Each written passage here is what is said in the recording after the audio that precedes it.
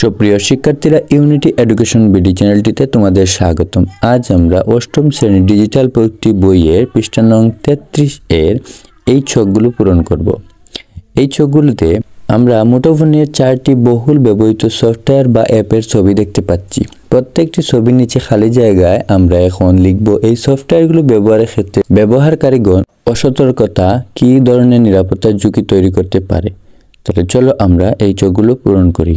প্রথম ছবিতে দেওয়া আছে, দৈনন্দিন জীবনে আমরা আমাদের স্মার্টফোন ব্যবহার করে নিজেদের এবং পরিবারের সদস্যদের ছবি তুলে থাকি। তবে ছবি তোলা এবং ছবি সংরক্ষণের ব্যাপারে আমাদেরকে বেশ কিছু সতর্কতা অবলম্বন করতে হবে। না হলে আমাদের ফোনে থাকা ব্যক্তিগত প্রয়োজনীয় অপ্রয়োজনীয় ছবিগুলো অন্যের হাতে চলে যাবে। এরপর তারা এই ছবিগুলো খারাপ উদ্দেশ্যে ব্যবহার করার চেষ্টা করবে।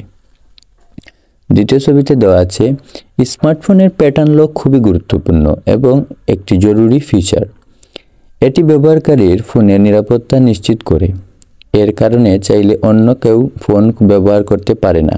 প্যাটার্ন লক সেট করার সময় যতটা সম্ভব জটিল প্যাটার্ন সেট করতে হবে। আর লক খোলার ক্ষেত্রেও খেয়াল রাখতে হবে যাতে অন্য কেউ দেখতে না পারে। এতে করে ফোনের ভিতরে থাকা ব্যক্তিগত তথ্য নিরাপদে থাকে। তৃতীয় ছবিতে দেওয়া আছে, আমরা ইন্টারনেট ব্যবহার করার ক্ষেত্রে ওয়াইফাই ব্যবহার করে থাকি। অনেক সময় আমাদের ফোনে পাসওয়ার্ড ছাড়া ওয়াইফাই কানেক্ট হয়ে যেতে পারে। তবে আমাদেরকে সতর্ক থাকতে হবে, অপরিচিত ওয়াইফাই এর মাধ্যমে ফোনে ভাইরাস বা ম্যালওয়্যার প্রবেশ করতে পারে। তাই আমরা আমাদের ফোনের তথ্য নিরাপদ রাখার জন্য অবশ্যই ওয়াইফাই কানেক্ট করব না।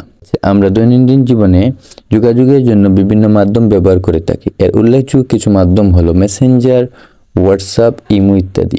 এসব মাধ্যমগুলো ব্যবহার করার ক্ষেত্রে আমাদেরকে বিশেষ সতর্কতা অবলম্বন করতে হবে।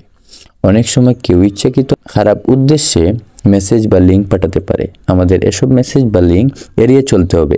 এছাড়াও আমরা এসব মাধ্যম নিরাপদ রাখার জন্য আলাদা পিন কোড ব্যবহার করতে পারি। এই ছিল তোমাদের 33 নং পৃষ্ঠার ছকগুলোর সমাধান।